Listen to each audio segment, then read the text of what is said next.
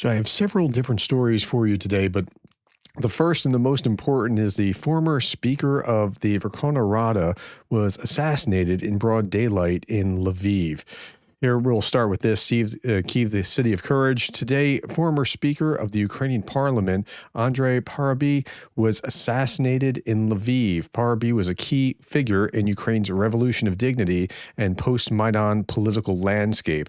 I can't tell you how shocking this is to the citizens of Ukraine. If you want to see a good video about this, there's two. Sternenkov had one, and you have to translate the captions. And Greg Terry talks about this as well, and just what security is really like and how you have to be extra careful. Russia hitman disguised as a courier assassinated Andrei Parubiy in Lviv today. The city is on lockdown. There's a manhunt underway. Parubiy was the commandant of the Euromaidan protest against Yanukovych and Russia through 2014. He coordinated volunteer security corps for the protests. And this is an image of, so this woman's walking and there's a man behind her, and then he's off on the left-hand side of the screen. And you're not going to see anything because there's an obstruction from the trees, but you'll see this man start to walk up behind her. Okay. This man here is the assassin, and he's going to walk out. He's going to put his arm out, some kind of weapon, it looks like a gun, and he comes back, and you see him running the other direction after the assassination. This is the video image of what happened from across the street. So yeah, it's very deeply troubling. Okay, the attacker disguised as a Glovo courier on an e-bike fired 8 shots and fled. Okay, so, you know, nobody would have expected a guy that's just a courier. Couriers are everywhere, and this is like, you know, if an Amazon truck shows up or something to deliver a package, it's the same kind of thing. Zelensky called it a horrific murder and vowed a full investigation as security services hunt the suspect. Okay, who is this guy? So a little bit about him if you don't know his background. He served in the Verkhovna Rada from 2014 to 2019 as a speaker from 2016 until 2019. So his career in the years leading up to the Ukrainian independence in 1991, Parubiy was an independence activist and was arrested by the authorities of the Ukrainian SSR for organizing an unsanctioned rally in 1989. He was an independence activist before you could be an independence activist because, like, the Soviet Union hadn't fallen yet. Parubiy participated in the Orange Revolution then in 2004. He became a deputy in the Verkhovna Rada in 2007, and he was a deputy in the Lviv City Oblast Council. In 2013 to 2014, Parubiy was a commandant of the Euromaidan. He was the coordinator of the Volunteer Security Corps for the mainstream protesters. He was then appointed Secretary of the National Security and Defense Council of Ukraine. This appointment was approved by then new Ukrainian President Peter Poroshenko on 16 June 2014. And in September 2014, he became the founding member of his new party, the People's Front. In April 2016, he was elected as chairman of the Verkhovna Rada and Ukraine's equivalent of the legislative speaker of parliament. So, and then he served there until 2019. And despite his movement away from the the Social National Party in 2004, Parubiy was frequently the target of pro-Russian media who routinely referred to him as a Nazi. He was not liked by the Russians. And so it looks like it was Russia behind it. I don't know who else would have been. Andrew Perpetua wrote this commentary, and again, this is just commentary, but I suspect the murder of Parubiy represents Putin throwing a bone to the Russian nationalists who feel that Russia is not doing enough to eliminate the Ukrainian people. They want Russia to remember their true mission is not to capture land, but to erase the Ukrainian people. That does seem to be what Russia's trying to do. This is a way for Putin to let them to tell them, see, I have not forgotten. Parubiy is not otherwise no significant target. He has no power, no say in anything. His assassination is merely to send a message, and it has sent a message. Now, next big story. I saw a number of images like this Heartbreaking. Donald Trump, age 79, was found alive this morning. And there's a lot of messages about this, like he was gone for 2 days, and where is Donald Trump? Has anybody seen Trump? Maybe something happened to him. Okay, this is really not the direction that we want to go. I have significant disagreement with Donald Trump, as many of you do, but you don't want to go down that kind of path. We want civil discourse, just like this Let's Go Brandon. I've taken people to task for having Let's Go Brandon or saying that or putting those stickers on, or that. This actually means F Joe Biden, because it was there was some kind of NASCAR event where people were chanting F Joe Biden, which is not cool. And the broadcaster thought they were saying Let's Go Brandon, who was the guy that won the race, but that became a shorthand for saying the same. We don't want that kind of uncivil discourse. And so neither this nor that is okay. And we want to be better than that, I think. In spite of all the problems that I have with Trump, and by the way, if something did happen to him where he wasn't found alive, Vice President Vance would be the guy in charge, and he's going to be even worse for Ukraine, believe it or not, than Donald Trump. All right, U.S. President Trump's deadline for Russian President Putin to agree to meeting with President Zelensky ends on September 1st. Of course, nothing's really going to happen. You know that. I know that. I mean, I'd like to be surprised. I'd like to be wrong here, but I think another deadline will come and go. Putin remains silent. Lavrov has already put out there that Putin's not going anywhere until, certain things have happened, and those things can't potentially happen. Okay, Trump is seriously considering temporarily stepping back from diplomatic efforts on Ukraine until one or both sides begin to show more flexibility. He accuses Europe of hindering progress. This is according to Axios. And I talked about that here in this last video I put out, where I was showing you the Axios article and a Politico article that was explaining what was going on in the position of the White House and the views of White House insiders. Trump today told the Daily Caller a Ukraine-U.S.-Russia summit will happen and he'll attend, though he's not sure if Putin will meet Zelensky. He added that the war may require a little more fighting.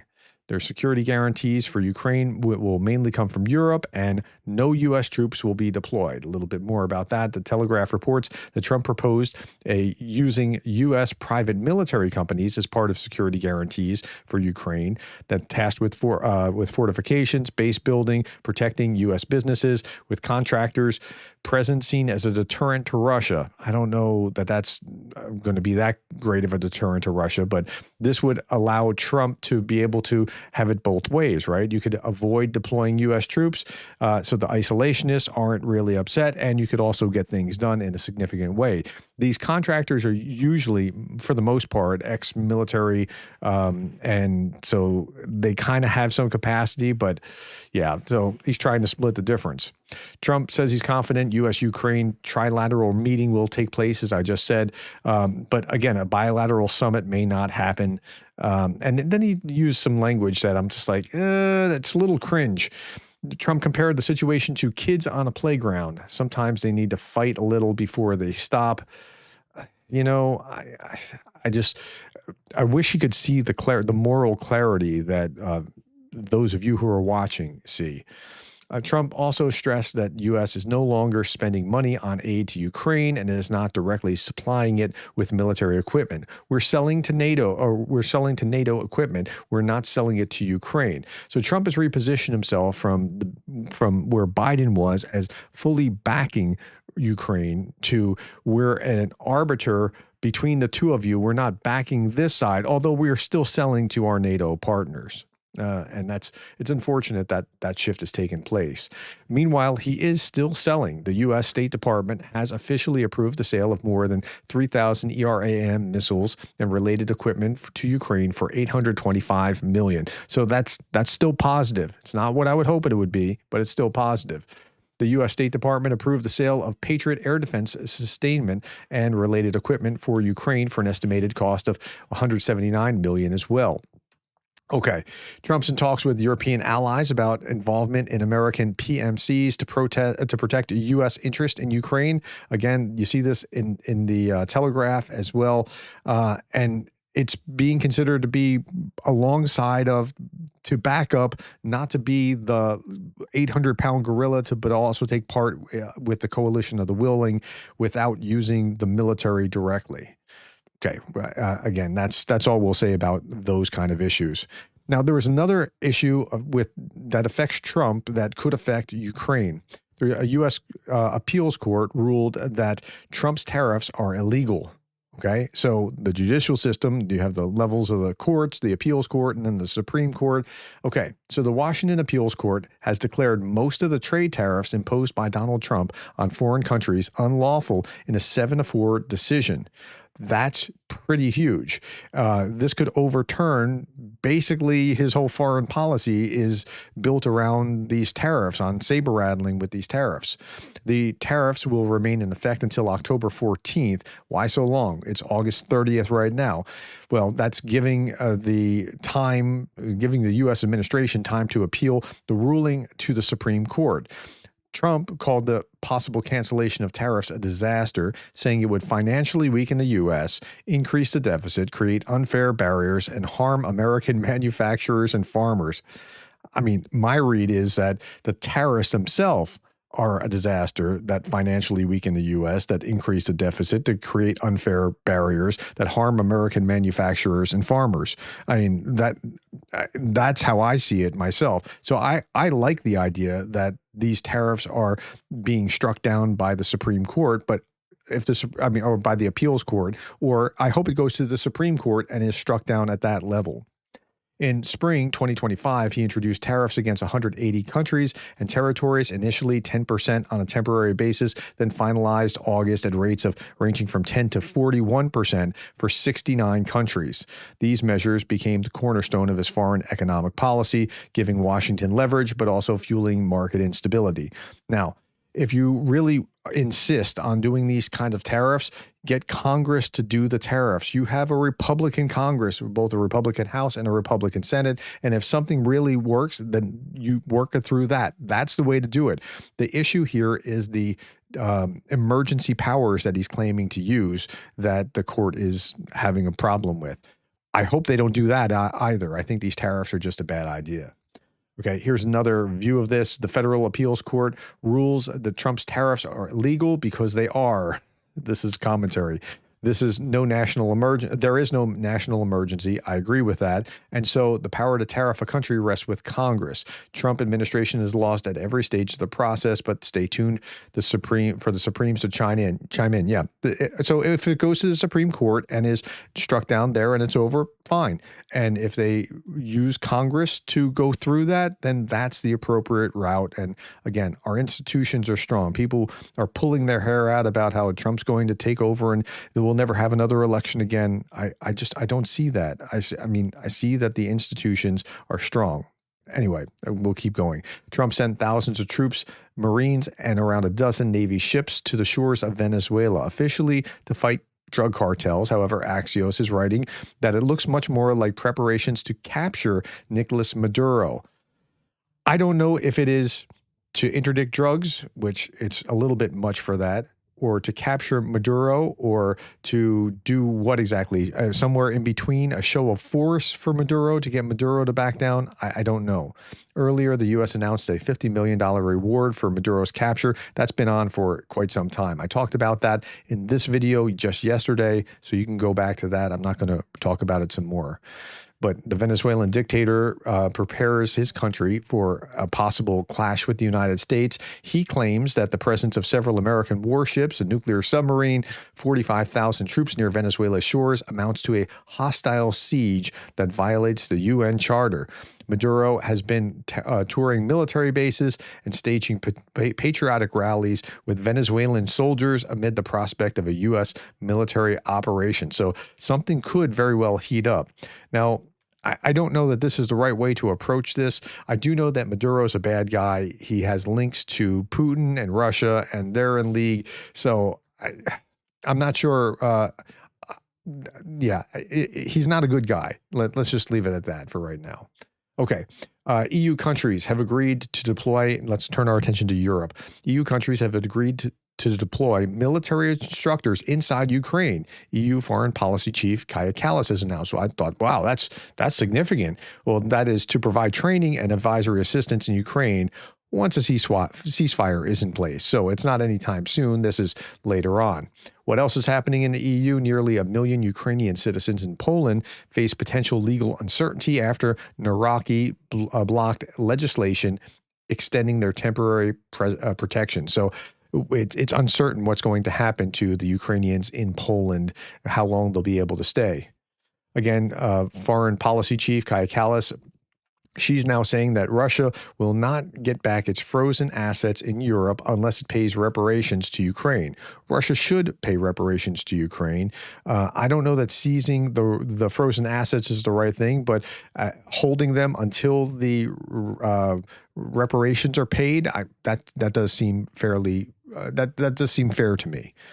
Okay, Germany may introduce mandatory military service for women. Chancellor Friedrich Merz said in an interview with TF1 that such a step could be necessary if too few volunteers join the army. They're gearing up. They're serious about something's going to go down in Europe. From today's perspective, abolishing compulsory military service seems like a mistake, Merz said.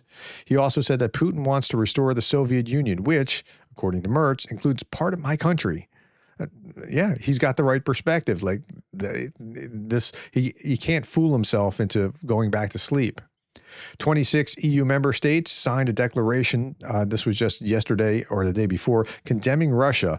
One did not, according to several EU diplomats. Hungary objected to the language. Now, this was because of that pummeling that Russia gave Ukraine overnight, the second highest drone and missile strike of the war.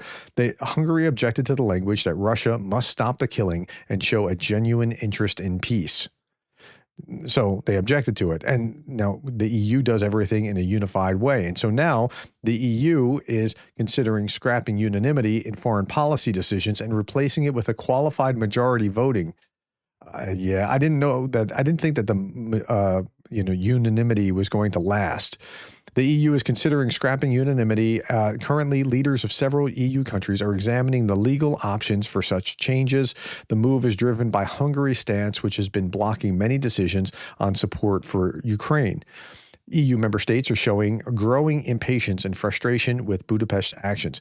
Unanimity sounds like a great idea, but if you have a unanimity standard, and this is why we have the rule by simple majority. Majority means that the most people get what they want. If you have unanimity, then one person, a very small minority, can hold up the rest of the majority and hold them hostage, and that's kind of what's happening with Budapest. Okay, I talked about this at some length yesterday with this global Twitter war that erupted between the different foreign ministers. So go back and check that if you want more on that story. Surveillance camera captures a moment of the assassination. Again, here we see this. I'm not going to show you anything else, but yeah. So this is the guy behind here, and he's going to do what he's going to do. Again, there's a manhunt, and if you want more about what's going on here, please consider subscribing because I will absolutely give you updates as soon as we have those updates. Lithuania is serious as a heart attack about what's going on with Russia. I mean, Ukrainians never saw this coming yet. They wouldn't have predicted this kind of thing, and they're serious. Lithuania's engineers are placing dragon's teeth at unused border checkpoints with Belarus and Russia. Together with other national institutions, we'll continue assessing key border areas where mobility will also be restricted in the future. So, yeah, when you see them destroying a bridge, or you see the Estonians, doing the same kind of thing to a bridge, they're pretty serious about what's going on. And that seriousness has all been become even more serious given what just happened to the former Speaker of the House in Ukraine. All right, my friends, that's all that I have for you in this video. Thank you for your time, the likes, the shares, and the subscribes. And thank you for being the kind of person that cares about Ukraine.